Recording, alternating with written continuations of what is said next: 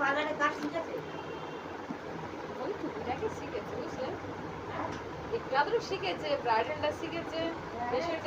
ভালো, এখন ঘরে বসে ওইগুলো কিছু বাইরে বার ও ওখানে টিচারই করছে, একটা ইংলিশ করছে। হ্যাঁ, বলে একা একা ভালো লাগে না মামা, কিছু একটা করুন, কি হবে।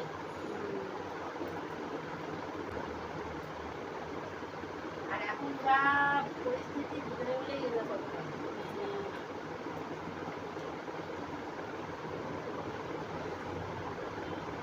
ছোটটা সারদা মন্দিরে পড়েছো? হ্যাঁ হ্যাঁ, সারদা মন্দিরে পড়ছে।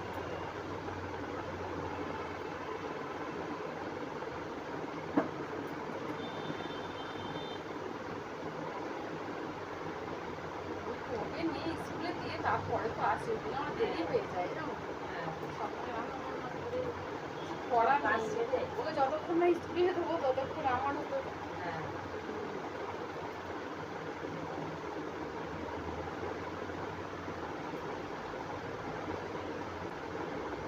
আর যাও বাড়ি আবার?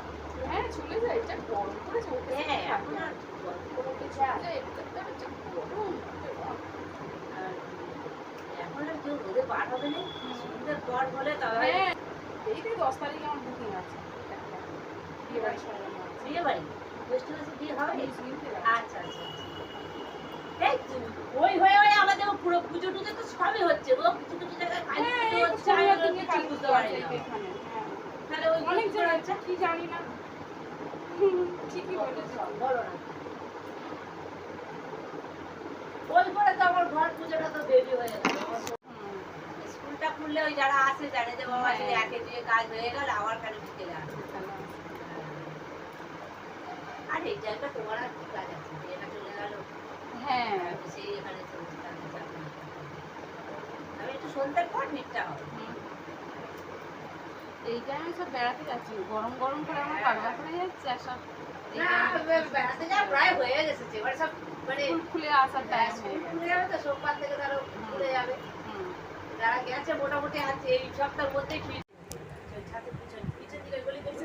হ্যাঁ মই বাবা কিছুতেই কাটতে দেবে রে, আমরা অনেকদিন আগে তুলছি, এখানে বসে দিল 180 টাকা। কেমন হয়েছে? ড্রেসিং করো দেখি, ড্রেসিং করো। হ্যাঁ এই সাইড করো, ওই সাইডটা করো। হ্যাঁ আর মুখটা দেখাও।